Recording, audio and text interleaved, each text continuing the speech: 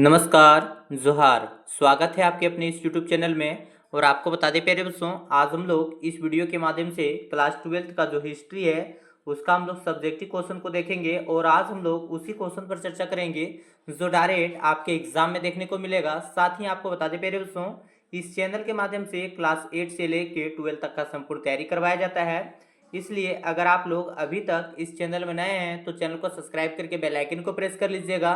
साथ ही अपने मित्रों को भी भेजिएगा ताकि उनको भी पता चल सकेगा कि किस तरह से आप लोगों का एग्जाम में क्वेश्चन आता है। इससे पहले ऑब्जेक्टिव क्वेश्चन करवा चुके हैं, अगर आप लोग उसे नहीं देखे हैं तो उसे भी जाके देख लें। और आप लोग देख सकते हैं यहाँ पे ये जो है सो क्वेश्चन, ये जो है सो जेक का क्वेश्चन है। और ये बिल्कुल आप लोगों का एग्जाम में एसआई प्रश्न देखने को मिलेगा। तो आज हम केवल सब्जेक्टिव क्वेश्चन को देखेंगे और इससे पहले वीडियो में ऑब्जेक्टिव क्वेश्चन देख चुके हैं। तो चलिए फटाफट हम लोग देख लेते हैं। आप लोग चैनल को सब्सक्राइब करके जाइएगा और आप लोगों को वीडियो अगर पसंद आए तो आप लोग कमेंट बॉक्स में ज़रूर बताइएगा। साथ ही आप लोगों को नेक्स्ट वीडियो में कौन सा सब्जेक्ट का चाहिए ये आप लोग जरूर बताइएगा। चूँकि आप लोगों को बता दें कि आप लोगों का जो भी है क्लास 12th का आर्ट्स में जितना सब्जेक्ट होता है, आप लोगों का geography, history, political, economy, sociology, तो ये सारी सब्जेक्ट आप लोगों को बाकी और भी जो है आर्ट्स वालों का जिनका है सारा सब्जेक्ट आप लोगों का इस चैनल के माध्यम से क्लियर होने वाला है। और आप लोग पीडीएफ वगैरह के लिए आप लोग टेलीग्राम पर व्हाट्सएप चैनल ज्वाइन कर लीजिएगा। इससे क्या होगा कि बहुत बार होता है वीडियो नहीं बना पाते हैं, जिसके कारण आप लोगों को अगर वैसा कुछ आएगा जो क्वेश्चन रहेगा और लगेगा कि आप लोगों के एग्जाम की दृष्टि से काफ़ी इंपॉर्टेंट है या और कुछ नोटिस निकल कर आता है, तो वहाँ पे आप लोगों को ग्रुप में तुरंत डाल देंगे, वहाँ से आप लोग देख सकते हैं। और जो वीडियो बनाते हैं उसका पीडीएफ वगैरह आप लोगों को वहीं पे मिल जाएगा। तो सबसे पहले आप लोगों के भी साथ है क्वेश्चन नंबर 1। तो इसमें देख सकते हैं क्या है, गोपुरम से आप क्या समझते हैं। तो गोपुरम किसको होते हैं, टोटल ये खंड जो है सो खंड ये वाला में कितना प्रश्न है उसको देख लेते हैं, उसके बाद हम लोग आंसर देखेंगे। उसके बाद आगे देख सकते हैं आप लोग क्या है, तो इसमें पूछा कि आयंगर व्यवस्था से आप क्या समझते हैं। नेक्स्ट है अकबर का जन्म कब और कहाँ पे हुआ था। तो ये सभी क्वेश्चन का आंसर हम लोग देख लेंगे। पहले आप लोग एक बार क्वेश्चन को देख लीजिए। उसके बाद आप लोग देख सकते हैं भारतीय स्वतंत्रता आंदोलन में मुख्य भूमिका निभाने वाले 4 महापुरुष का नाम लिखिए। कौन कौन से 4 महापुरुष हैं जिसने भारतीय स्वतंत्रता आंदोलन में जो सो मुख्य भूमिका निभाया है। उसके बाद आप लोगों के भी साथ है क्वेश्चन दांडी मार्च। दांडी मार्च से या दांडी जो है सो किस राज्य में संबंधित है, किस राज्य में है, उसके बारे में पूछा गया है। उसके बाद आप लोग देखिए सभी सभी का आंसर आप लोगों को बताएंगे, आप लोग वीडियो के अंत तक बने रहें। लोथल किस नदी के किनारे है। उसके बाद आप लोगों से पूछा गया क्वेश्चन भारतीय संविधान के प्रारूप समिति के अध्यक्ष कौन थे। तो सबसे पहले हम लोग खंड ये वाला जितना है उसका आंसर को देख लेते हैं, उसके बाद खंड बी वाला में जाएंगे। तो आप लोग जैसा कि आप लोग यहाँ पे देख पा रहे होंगे कि क्या बोला गया यहाँ पे। तो सबसे पहले क्वेश्चन आप लोगों के भी जो आता है उसका आंसर हम लोग देख लेते हैं सबसे पहले। तो जैसा कि आप लोगों को पता होगा यहाँ पे पूछा गया गोपुरम, गोपुरम के बारे में पूछा गया। तो आप लोगों को बहुत ज़्यादा बड़ा करके लिखने की जरूरत नहीं है, यहाँ पे थोड़ा सा बड़ा है लेकिन आप लोग उतना बड़ा नहीं लिखना है आप लोगों को। तो यहाँ पे क्या है गोपुरम, उसको थोड़ा सा समझने का प्रयास कीजिए। गोपुरम दक्षिण भारतीय मंदिरों के प्रवेश द्वार बने विशाल, ऊंचे और अंकृत प्रवेश द्वार होते हैं। कहने का मतलब क्या है, यह एक प्रकार का प्रवेश द्वार होता है। ये बहुमंजिला संरचनाएं होती है जो मंदिर के 4 दीवारी में बनी होती है, जो मंदिर के 4 दीवारी में बनी होती है। इनका निर्माण मुख्य रूप से विजयनगर साम्राज्य और नायकों के काल में हुआ था। गोपुरम मंदिर के गर्भगृह से भी ऊंचा होता है। गोपुरम जो होता है सो मंदिर का जो गर्भगृह है उससे भी ऊंचा होता है और स्थापत्य कला की दृष्टि से अत्यंत महत्वपूर्ण माना जाता है। तो आशा है आप लोगों को पता चल गया होगा कि क्या है सो यह दक्षिण भारतीय मंदिर में जो सो प्रवेश द्वार पर बने विशाल, जो प्रवेश द्वार जहाँ पे प्रवेश होता था वहां पर बना होता था। जिससे आप लोगों को पता होगा कि ऊंचे ऊंचे जो भवन है, अभी भी मंदिर देखिएगा, मंदिर जब जाइएगा वहां पे देखिएगा कि जहाँ पे आप लोग एंट्री करते हैं वहां का जो है सो आप लोग जब प्रवेश कीजिएगा तो उसका छत जो है सो काफी ऊंचा होता है। कहने का मतलब कोई भी सामान जब घुसेगा अंदर, मूर्ति वगैरह या किसी भी व्यक्ति को जब अंदर ले जाया जाएगा तो वहां पे उसका जो है सो माथा ऊपर में सटना नहीं चाहिए। तो इस तरह करके था। उसके बाद आप लोगों से पूछा गया आयंगर व्यवस्था से आप क्या समझते हैं। तो देखिए आंसर कैसे लिखेंगे। आयंगर व्यवस्था विजयनगर साम्राज्य की प्रशासनिक व्यवस्था से संबंधित थी। इसके तहत प्रत्येक गांव के प्रशासन के लिए 12 अधिकारियों के समूह को नियुक्त किया जाता था। यह आयंगर व्यवस्था के तहत क्या होता था, 12 अधिकारियों को नियुक्त किया जाता था जिन्हें सामूहिक रूप से आयंगर कहा जाता था। उसके बाद आप लोग देख सकते हैं यहाँ पे आगे क्या है। तो आगे इसमें आयंगर कहा जाता था। ये अधिकारी जैसे लेखाकार, चौकीदार गांव की भूमि पर वंशानुगत अधिकार रखते थे और अपनी सेवा के बदले जो सो मुक्त भूमि का उपयोग करते थे, मुक्त रूप से जो सो। उसके बाद आप लोगों से पूछा गया अकबरनामा का जन्म, अकबर का जो जन्म है सो कब और कहाँ पे हुआ था। तो अकबर का जो जन्म है सो 15 अक्टूबर 1542 ईस्वी को होता है। आप लोग याद रखिएगा, काफी इंपॉर्टेंट है। और ये जो है सो कहाँ पे हुआ था, अमरकोट का जो विरसल महल है वहीं पे हुआ था। सिंध वर्तमान पाकिस्तान में इनका जन्म हुआ था, जहाँ उनके पिता हुमायूं निर्वास में थे। इसका जो पिता है, अकबर का पिता हुमायूं, वहीं पे थे। उन्हीं के मरसल में जो है सो, या उन्हीं का भवन में इसका निर्माण जन्म हुआ था। उसके बाद देखिए आप लोगों के क्वेश्चन था वहाँ पे, भारतीय स्वतंत्रता आंदोलन में मुख्य भूमिका निभाने वाले 4 महापुरुष के नाम लिखिए। तो आप लोग 4 महापुरुष की, आप लोग कितना महापुरुष का नाम लिख सकते हैं, क्योंकि आप लोगों को बहुत वीडियो बता चुके हैं और आप लोगों का एग्जाम में बिल्कुल ऐसा ही प्रश्न आएगा और आप लोगों को एग्जाम में ऐसा ही लिख के आना है। आप लोग देखिए क्या लिखिएगा, महात्मा गांधी, जिसको पूरा नाम था मोहनदास करमचंद गांधी। उसके बाद चाचा नेहरू या पंडित जवाहरलाल नेहरू बोल सकते हैं। सुभाष चंद्र बोस था, सरदार वल्लभ भाई पटेल था। उसके बाद और भी आप लोग लिख सकते हैं, या जो है सो बाल गंगाधर तिलक, लाला लाजपत राय, भगत सिंह, ये सभी मिलकर थे। आप लोग जितना मन है उतना लिख सकते हैं, लेकिन कम से कम 3 आप लोगों को जरूर लिखना है, क्योंकि अगर 3 से कम लिखते हैं तो आप लोगों को जो नंबर रहेगा उसमें सो नहीं दिया जाएगा। उसके बाद देखिए आप लोगों के बीच आता है क्वेश्चन, दांडी किस राज्य में। तो दांडी जो सो गुजरात राज्य में। जितना पूछा गया उतने लिखना है, थोड़ा सा हम एक्स्ट्रा लिख दिए हैं ताकि आप लोग इसको और दूसरे क्वेश्चन में जब आप लोगों से पूछा जाएगा तो मैनेज करके लिख सकते हैं। यह स्थान नवसारी जिला में अरब सागर के तट पर है, जो महात्मा गांधी के प्रसिद्ध नमक सत्याग्रह दांडी मार्च यहीं से शुरू हुआ था। तो आप लोगों को पता चल गया होगा कि दांडी कहाँ पे है, तो गुजरात में, और यहीं से जो है सो दांडी मार्च की शुरुआत होता है। उसके बाद आगे है क्वेश्चन नंबर 6 में, लोथल किस नदी के किनारे है। तो लोथल जो है सो आप लोग याद रखिएगा, ट्रिक है, एक लाभ याद रखिएगा, ल से लोथल हो गया और भ से भोगवा नदी। तो लोथल जो है सो भोगवा नदी के किनारे स्थित है। केवल आप लोगों को इतना ही लिखना है। इसमें थोड़ा सा एक्स्ट्रा फैक्ट हम इसलिए ऐड कर दिए ताकि आप लोगों को और ज़्यादा याद हो सके और आप लोग अगले क्वेश्चन में अच्छे से लिख पाएंगे। यह प्राचीन हड़प्पा सभ्यता का एक प्रमुख बंदरगाह था, जो गुजरात में स्थित है। लोथल गुजरात में है। उसके बाद आप लोगों से यहाँ पे क्वेश्चन पूछा गया है कि क्या पूछा गया, भारतीय संविधान के प्रारूप समिति के अध्यक्ष कौन थे।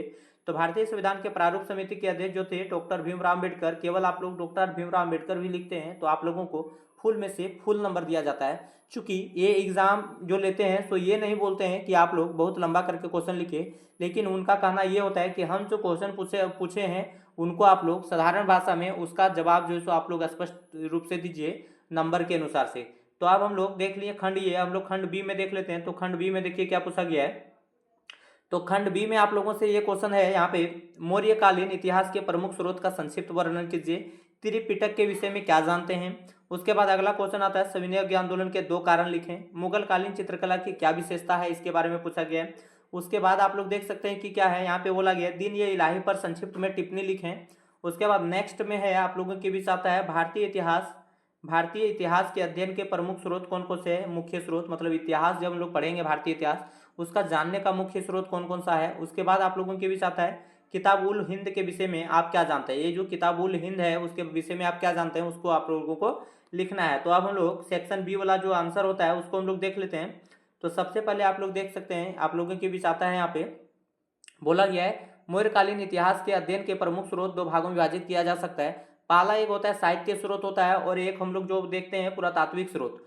तो सबसे पहले हम लोग साहित्य स्रोत को देखेंगे। साहित्य स्रोत में कौन कौन आ रहा है, कौटिल्य का अर्थशास्त्र आता है। कौटिल्य का अर्थशास्त्र कहने का मतलब अर्थशास्त्र जो पुस्तक है सो कौटिल्य के द्वारा लिखा गया है। यह मौर्य प्रशासन, राजनीतिक, अर्थव्यवस्था और समाज की विस्तृत जानकारी देता है। ये जो है सो क्या करता है, जो समाज का है सो राजनीतिक, अर्थव्यवस्था, समाज की जो सो विस्तृत जानकारी देने का काम करता है। उसके बाद विशाखा दत्त का मुद्रा राक्षस, ये जो मुद्रा राक्षस पुस्तक आप लोग देख रहे हैं, इनका जो लेखक है सो विशाखा दत्त है। इससे चाणक्य और चंद्रगुप्त मौर्य की राजनीतिक और नंदवंश के पतन की जानकारी मिलता है। मतलब कहने का मतलब चाणक्य और चंद्रगुप्त मौर्य की राजनीतिक दशा का मिलता है, उसके बारे में जानकारी। साथ ही नंद वंश का जो पतन किस तरह से किया चंद्रगुप्त मौर्य ने, उसके बारे में भी इसमें जानकारी है। उसके बाद पुराण एवं बौद्ध जैन साहित्य, तो दीपवंश, महावंश, परिशिष्ट जैसे ग्रंथ चंद्रगुप्त मौर्य के शासनकाल और बौद्ध धर्म जैन धर्म के प्रचार प्रसार पर जो डालते हैं या प्रकाश डालते हैं।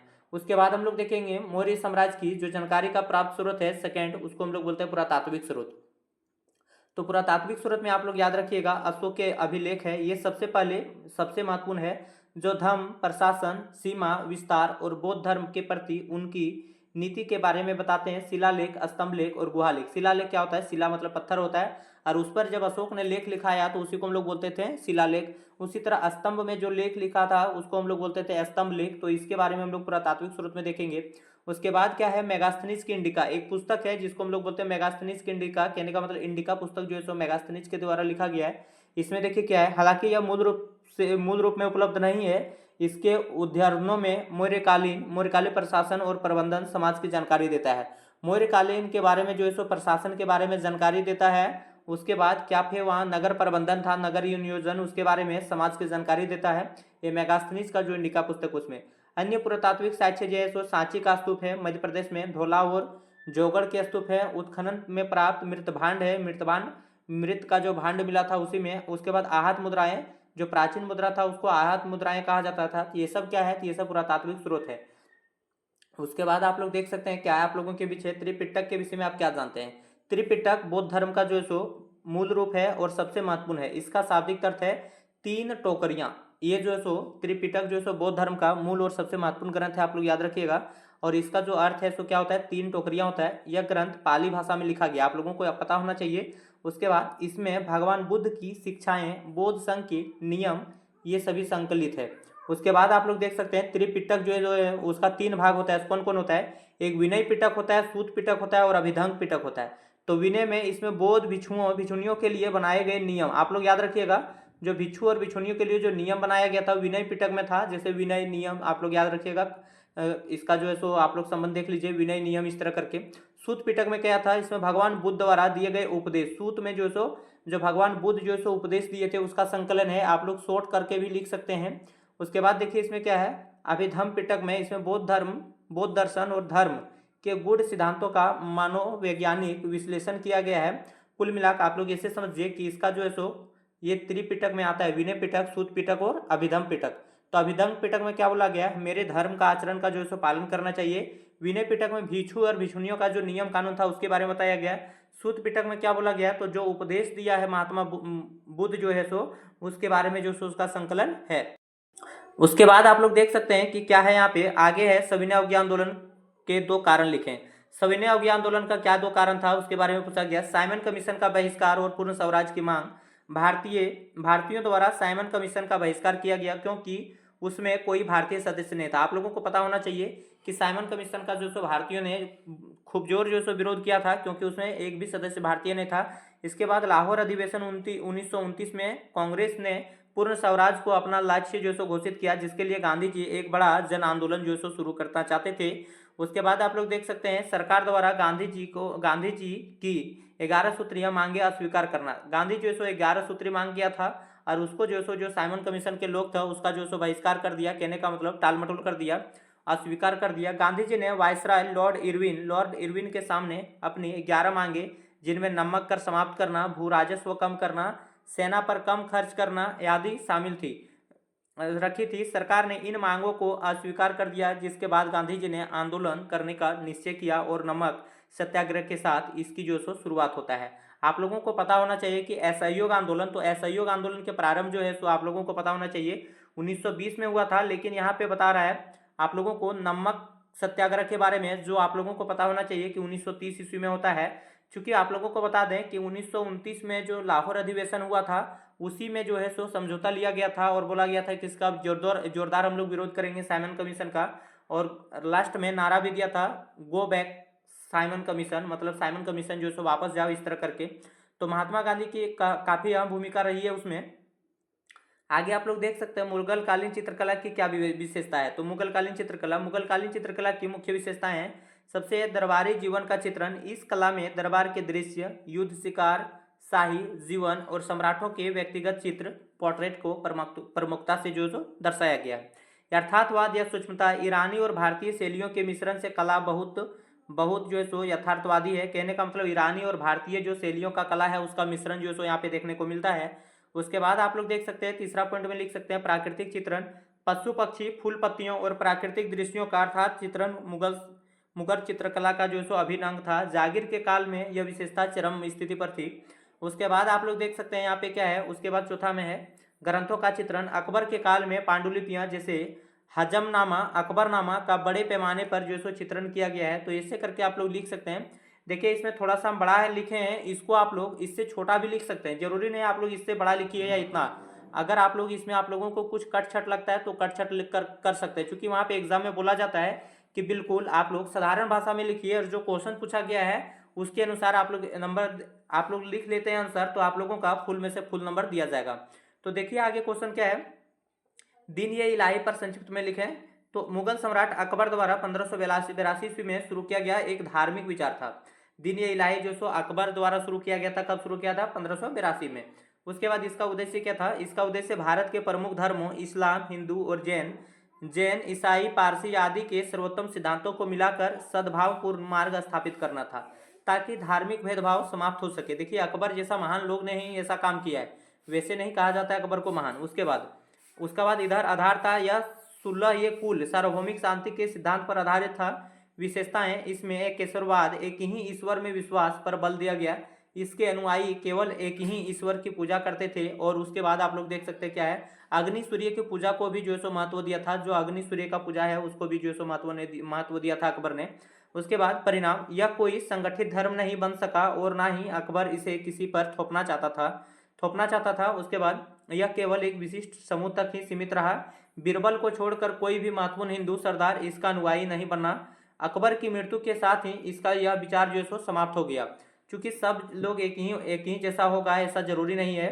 उसके बाद आप लोग देख सकते हैं कि क्या है यहाँ पे, तो इसमें बोला गया है प्राचीन भारतीय इतिहास के अध्ययन के मुख्य स्रोत। जो प्राचीन भारतीय इतिहास के मुख्य स्रोत है उसका क्या क्या है, तो देख सकते हैं प्राचीन भारतीय इतिहास के अध्ययन के मुख्य स्रोत व्यापक रूप से हैं, जिसको दो श्रेणी बांट सकते हैं आप लोग। उसी तरह जिस तरह आप लोग लिखे थे अभी किसका, मौर्य साम्राज्य का, उसी तरह एक साहित्यिक स्रोत होता है, एक धार्मिक स्रोत होता है। तो साहित्यिक स्रोत में क्या आएगा, जैसे पुस्तक वगैरह जो होता है वो सब आ जाएगा। जैसे आप लोग इसमें देख सकते हैं क्या है, धार्मिक साहित्य। और तो धार्मिक साहित्य में वेद, उपनिषद, पुराण, रामायण, महाभारत, त्रिपिटक, जातक कथाएं, ये सब जो हो जाएगा सो धार्मिक में आ जाएगा।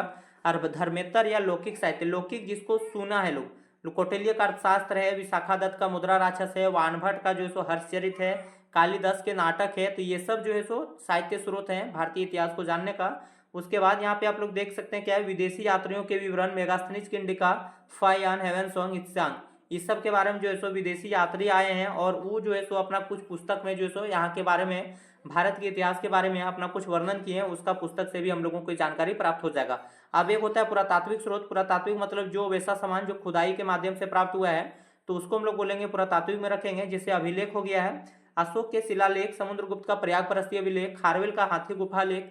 उसके बाद स्मारक एवं भवन, हड़प्पा सभ्यता के नगर, मंदिर, स्तूप, गुफाएं जैसे सांची का स्तूप। उसके बाद आप लोग देख सकते हैं क्या बोला है, अजंता और एम्फोरा की गुफाएं हो जाएगा। उसके बाद आप लोगों के भी आता है यहाँ पे आप लोग लिख सकते हैं स्मारक भवन हो गया। उसके बाद मुद्रा जो है सो ये भी एक प्रकार का पुरातात्विक स्रोत के ही अंतर्गत आएगा। अभिलेख हो गया, स्मारक हो गया, मुद्रा हो गया, खुदाई वगैरह हो गया, ये सभी जो है सो पुरातात्विक स्रोत के ही अंतर्गत आएंगे। मुद्रा, सिक्कों से राजाओं के नाम, तिथियां, आर्थिक स्थिति और धार्मिक विश्वास की जानकारी मिलती है। उसके बाद आप लोग देख सकते हैं यहाँ पे क्या है, खुदाई में प्राप्त अवशेष, मृतभांड, औजार और मूर्तियां आदि मिला है। चलिए हम लोग नेक्स्ट देखते हैं। और अभी क्वेश्चन हम लोग देखे हैं। ये क्वेश्चन देखिए आप लोगों को इतना नहीं लिखना था, केवल 5 क्वेश्चन लिखना था, लेकिन जितना टोटल क्वेश्चन आया है उस ग्रुप में हम सारा क्वेश्चन करवा दे रहे हैं, ताकि आप लोगों का एग्जाम में एक भी प्रश्न छूटेगा नहीं। तो आप लोग देख सकते हैं इसमें क्या है आगे किताब उल हिंद के विषय में आप क्या जानते हैं। तो किताब उल हिंद प्रसिद्ध विद्वान यात्री अल बरूनी द्वारा जो है सो अरबी भाषा में लिखा गया। आप लोग इसको याद रखिएगा कि किताब उल हिंद जो है सो अल बरूनी के द्वारा लिखा गया अरबी भाषा में। उसके बाद इसकी जो है सो महत्वपूर्ण पुस्तक है, लेखक और काल, अल बरूनी ने 11वीं शताब्दी में जो है सो मोहम्मद गजनवी के साथ जो है सो भारत आया था। अल बरूनी जो है सो मोहम्मद गजनवी के साथ जो है सो भारत आते हैं। उसके बाद जो है सो 11वीं शताब्दी में आते हैं। विषय वस्तु, यह पुस्तक 11वीं सदी के भारतीय इतिहास का, भारतीय जीवन का एक विस्तृत और तथ्यात्मक विवरण देता है। अल बरूनी ने इस पुस्तक में लगभग 80 अध्यायों में भारतीय समाज, धर्म, दर्शन, गणितीय रीति रिवाजों, कानून और खगोल विज्ञान जैसे विभिन्न विषयों पर जो सो चर्चा किया है। उसके बाद इसकी क्या विशेषता है किताबुल हिंद की, अल बरूनी ने इसमें तटस्थ और वैज्ञानिक दृष्टिकोण अपनाया है, जिससे यह पुस्तक तत्कालीन भारतीय समाज का दर्पण मानी जाती है। अल बरूनी ने संस्कृत ग्रंथों का अध्ययन किया और भारतीय समाज की समस्या जैसे जाति व्यवस्था को भी इसने विश्लेषण किया है। मतलब किस तरह से यहाँ पे जाति का जो है सो जाति से संबंधित किस तरह से जाति व्यवस्था था, उसका भेदभाव जो है सो जाति का किस तरह से होता था शुरू से। जैसे महात्मा गांधी लोग जो है सो काफी संघर्ष किए हैं जाति व्यवस्था के विरोध। आज भी आप लोग देखिएगा, लेकिन आज जो है सो लगभग समाप्त हो चुका है, लेकिन फिर भी जो है सो कुछ कुछ जो नीच लोग हैं वो अपना दिखाएंगे ही। उसके बाद आप लोग देख सकते हैं आगे क्या है क्वेश्चन। आप लोग ग्रुप सी में देखेंगे तो ग्रुप सी में जो आप लोगों से जो क्वेश्चन है उसके बारे में देखेंगे। तो इसमें आप लोगों को देखिए टोटल यहाँ पे जो प्रश्न जितना है उतना आप लोगों को लिखना नहीं है, लेकिन आप लोगों का एग्जाम में जे को लिखने बोलेगा उतना ही लिखना है। आप लोगों का एग्जाम में हो सकता है कि बोलेगा 2 क्वेश्चन लिखिए, 3 क्वेश्चन लिखिए, और आप लोगों का प्रश्न में 4 5 6 क्वेश्चन दिया रहेगा, तो आप लोगों को जितना लिखने बोलेगा उतने लिखिएगा। लेकिन यहाँ पे जितना क्वेश्चन है उसको सारा हम करवा दे रहे हैं ताकि आप लोगों का एग्जाम में एक भी प्रश्न छूटेगा नहीं। देखिए इसमें क्या है, भारतीय स्वतंत्रता आंदोलन में महात्मा गांधी का क्या योगदान है उसके बारे में पूछा गया है।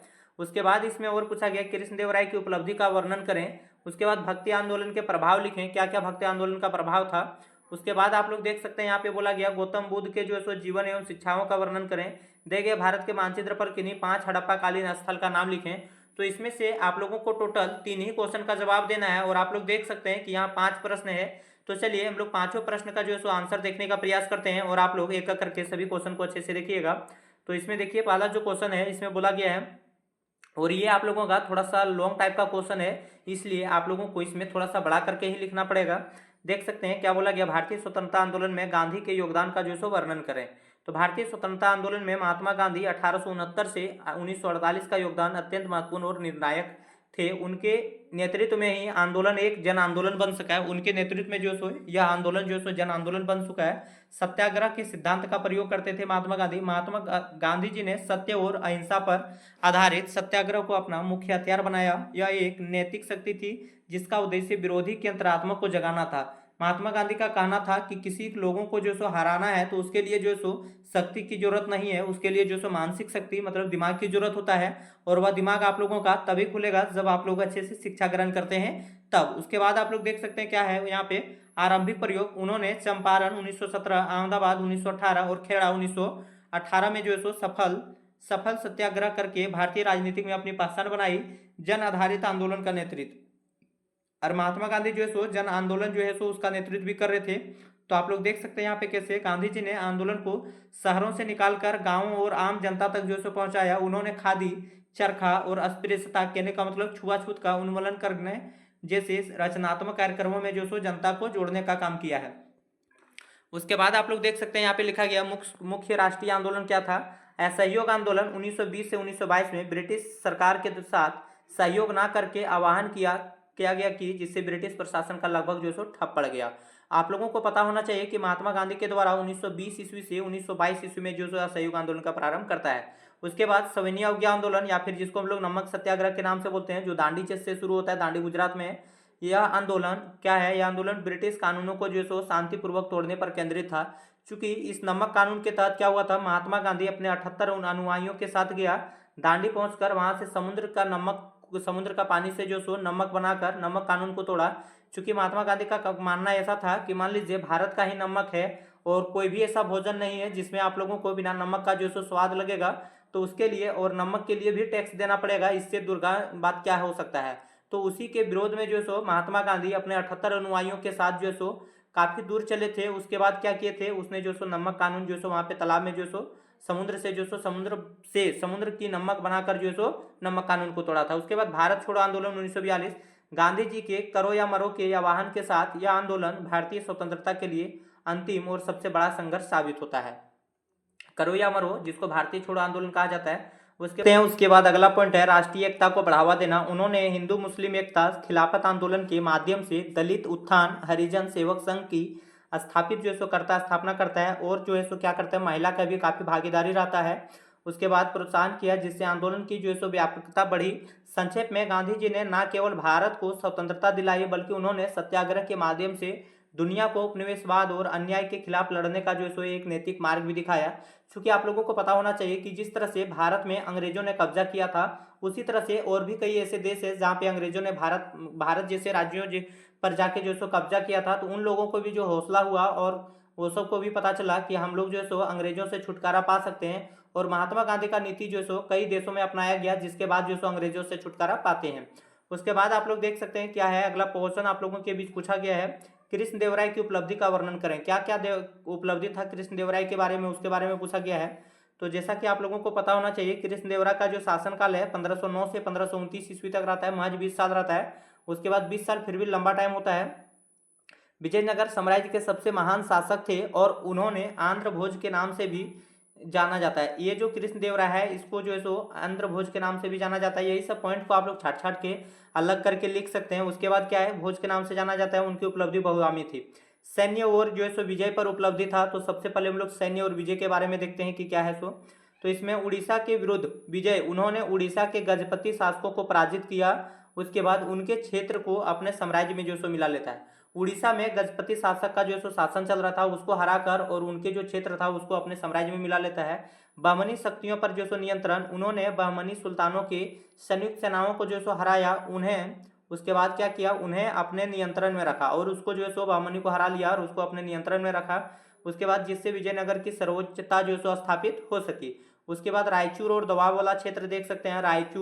रायचूर या दोवाब पर जो सो विजय 1520 ईस्वी में उन्हें बीजापुर के सुल्तान को निर्णायक रूप से पराजित किया गया और रायचूर जो दोवाब कृष्णा और तुंगभद्रा नदियों के बीच का उपजाऊ क्षेत्र पर अधिकार कर लिया, जो उनकी सबसे बड़ी सैन्य सफलता थी। उसके बाद हम लोग पढ़ेंगे प्रशासनिक व्यवस्था के बारे में कृष्णदेवराय का। तो इसमें देख सकते हैं उन्होंने कुशल और न्यायपूर्ण जो सो प्रशासन स्थापित किया। उन्होंने अमरनायक व्यवस्था को जो सो प्रभावी ढंग से नियंत्रण किया और स्थानीय शासकों के अधिकारियों को जो सो सीमित करता है। उसके बाद आप लोग देख सकते हैं लिखा गया उन्होंने राजस्व नीति सुधार किया। ये उसके बाद है राजस्व नीति में सुधार किया जिससे राज्य की आय में जो सो क्या होता है, वृद्धि होता है। चूंकि पहले अंग्रेजों के द्वारा जो सो काफी मात्रा में टैक्स लेते थे, उनको जो सो कम करने का भी प्रयास किए हैं। उसके बाद साहित्य एवं कला के संरक्षक, उनका शासनकाल तेलुगु साहित्य का स्वर्ण युग माना जाता है। वह स्वयं एक महान विद्वान थे और उन्होंने तेलुगु में अमुक्तमाल्याद और संस्कृत में जामोती कल्याण की रचना किया है। ये कृष्णदेवराय के द्वारा लिखा गया है, आप लोग याद रखिएगा।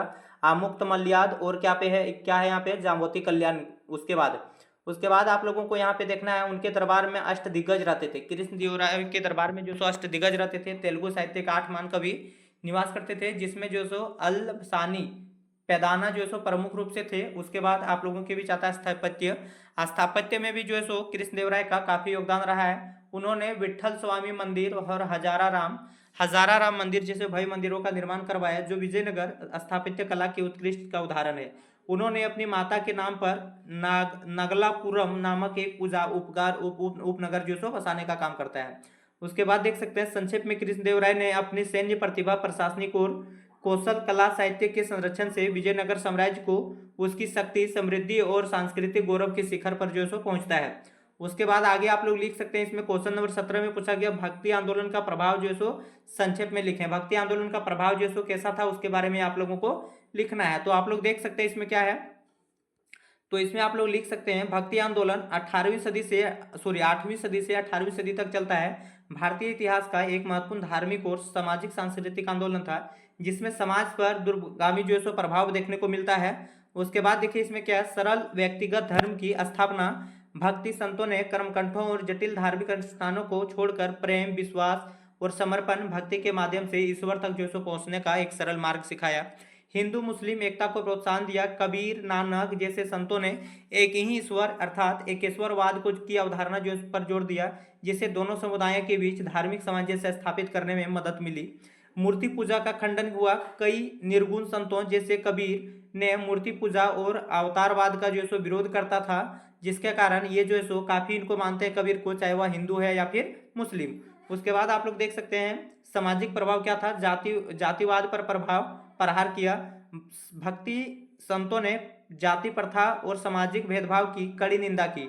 उन्होंने घोषणा की कि ईश्वर की दृष्टि से मैं सभी मनुष्य समान हूँ, जिससे निम्न जातियों के लोगों में आत्मविश्वास और आत्मसम्मान जो है सो बढ़ा, जिसके कारण लोग जो है सो उसके प्रति और ज्यादा अट्रैक्ट हुआ।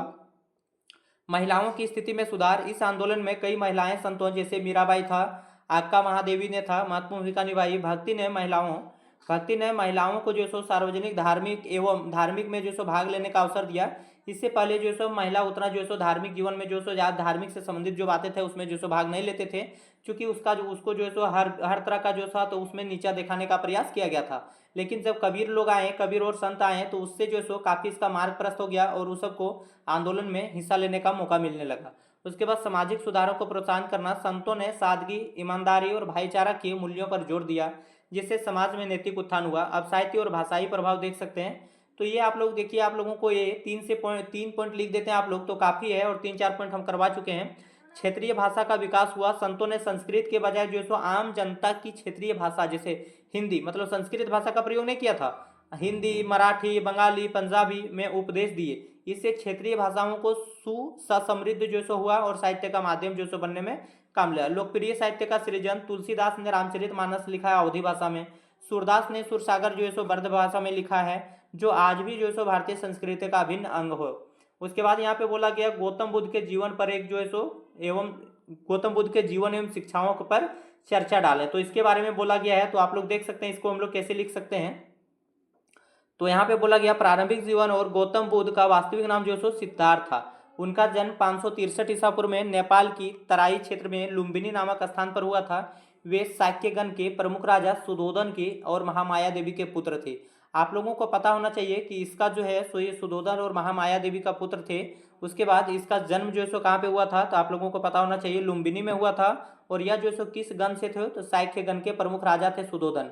और इसका जन्म जो है सो 563 ईसा पूर्व में होता है। ये सभी आप लोगों को लिखना है। महाभिनिष्क्रमण क्या होता है, जो गिरह, जब महात्मा बुद्ध जो है सो अपना घर जब छोड़ रहे थे तो घोड़े से जो घर छोड़ा था या घर छोड़ने की जो व्यवस्था है उसी को हम लोग महाभिनिष्क्रमण कहते हैं। युवा अवस्था में ही उन्होंने बुढ़ापा, बीमारी और मृत्यु के दुखों को देखा, चार दृश्य देखा। 29 वर्ष की आयु में उन्होंने संसार के दुखों का कारण जानने के लिए अपनी पत्नी यशोधरा और पुत्र राहुल को छोड़कर जो है सो वह गिरह त्याग किए। आप लोगों को पता होना चाहिए कि इसका जो है सो शादी हो चुका था। उसके बाद इसका पत्नी का नाम था यशोधरा था और इसका पुत्र का नाम था राहुल। उनको छोड़कर जो है सो वह क्या किया, गिरह त्याग किया। ज्ञान की प्राप्ति, जिसको हम लोग निर्वाण बोलते हैं, कठोर तपस्या के बाद 35 वर्ष की आयु में उन्होंने बोध गया बिहार में एक पीपल के वृक्ष के नीचे जो सो निर्वाण प्राप्त हुआ। निर्वाण मतलब ज्ञान।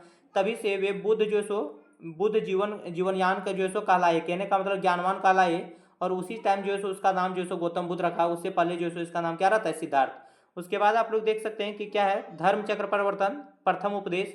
ज्ञान प्राप्ति के बाद उन्होंने सारनाथ जो कि वाराणसी में अपना पहले 5 शिष्यों को जो है सो उपदेश दिया था। इस घटना को जो है सो धर्म चक्र परिवर्तन कहते हैं।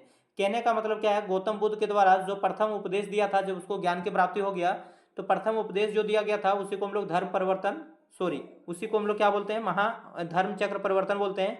अरे होता महापरिनिर्वाण, कहने का मतलब जब मृत्यु हो जाता है उसको हम लोग बोलते हैं महापरिनिर्वाण।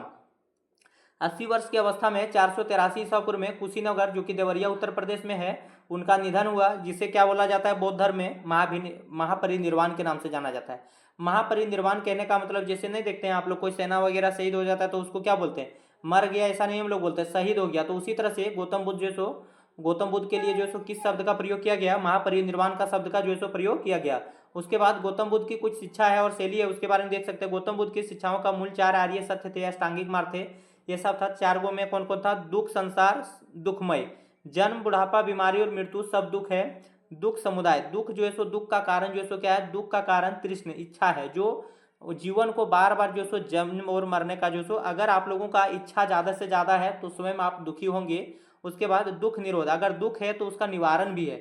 यदि इच्छा को समाप्त कर दिया जाए तो दुख का निवारण संभव हो जाएगा। और दुख निरोध गामिनी, दुख निवारण का मार्ग, दुख का निवारण अष्टांगिक मार्ग के पालन से ही हो सकता है। और टोटल कितने अष्टांगिक मार्ग है गौतम बुद्ध का, तो आप लोगों को पता होना चाहिए 8 है। तो 8 में कौन कौन आता है, तो आप लोग इसको देखिएगा, सम्यक दृष्टि, सही समझ, सम्यक संकल्प, सही विचार, सम्यक वाणी, सही बोलना, उसके बाद सम्यक कर्मतांध है, सही कर्म, सम्यक आजीवन सहअस्तित्व, सम्यक व्यायाम, सही प्रयास जो है सो करना, और सम्यक स्मृति, सही ध्यान लगाना। उसके बाद सम्यक समाधि, सही एकाग्रता जो सो होना चाहिए। इसी के माध्यम से हम लोग क्या कर सकते हैं, निर्वाण प्राप्ति हो सकता है। प्रमुख शिक्षा इसका क्या था, तो गौतम बुद्ध का जो प्रमुख शिक्षा था अहिंसा था। किसी भी प्राणी को नष्ट ना करें, कष्ट ना दें। कहने का मतलब जो हम लोग जीव जंतु को जो है सो जो बलि वगैरह देता है, इस सब का जो है सो खूब जोर जो है सो विरोध करते थे। कर्म का सिद्धांत, मनुष्य को उसके कर्मों के अनुसार जो फल मिलता है, आप जैसा कर्म किए हैं उसी के अनुसार से आप लोगों को फल मिलेगा। उसके बाद आप लोग देख सकते हैं क्या है, तो यहाँ पे आप लोग और लिख सकते हैं, ईश्वरवादी भी थे महात्मा बुद्ध। बुद्ध ने ईश्वर के अस्तित्व पर मौन साधा और मनुष्य के नैतिक उत्थान पर जो सो जोर दिया। उसके बाद जातिवाद का जो सो गौतम बुद्ध जो सो विरोध करते थे। तो उसके बाद देख सकते हैं उन्होंने जाति प्रथा और सामाजिक भेदभाव का जो सो खंडन करता है। उसके बाद आप लोगों को कुछ जो है सो नाम लिखा गया था यहाँ पे, जैसा कि बोला गया था आप लोगों को कि हड़प्पा सभ्यता जो है सो उसके कुछ जगह हैं, उनको जो है सो आप लोगों को मानचित्र पर दर्शाना है। तो आप लोगों को पता होना चाहिए कैसे कितने ऐसे जगह है, मतलब बहुत सारे ऐसे स्थल हैं जो मोहनजोदड़ो या हड़प्पा सभ्यता से संबंधित है, जैसे आप लोग लिख सकते हैं हड़प्पा है, मोहनजोदड़ो है, कालीबंगन है, उसके बाद लोथल है, धोलावीरा है और राखीगढ़ी है। तो ये सब को आप लोग दर्शा सकते हैं। जैसे हड़प्पा कहाँ पे, पाकिस्तान में रावी नदी के किनारे मोहनजोदड़ो, वर्तमान पाकिस्तान में सिंधु नदी के किनारे कालीबंगन जो कि राजस्थान में है, लोथल गुजरात में, धोलावीरा भी गुजरात में, राखीगढ़ी जो सो हरियाणा में है। इसको आप लोग जो सो मैप में आसानी से आप लोग दर्शा सकते हैं। तो आशा है आप लोगों को वीडियो पसंद आया होगा। अगर आप लोगों को वीडियो पसंद आया है तो आप लोग वीडियो को लाइक करके जाइएगा। साथ ही चैनल में पहली बार विजिट किए होंगे तो चैनल को सब्सक्राइब करके जाइएगा। और आप लोगों को किस तरह से वीडियो लगा और आप लोगों को नेक्स्ट वीडियो में कौन सा सब्जेक्ट का चाहिए, इसका आप लोग कमेंट बॉक्स में बताइएगा। ऑब्जेक्टिव और सब्जेक्टिव सारा का तैयारी आप लोगों का यहीं से होने वाला है, बिल्कुल निःशुल्क। तो चलिए मिलते हैं नेक्स्ट वीडियो के साथ, तब तक के लिए बाय, धन्यवाद, जय हिंद, जय भारत।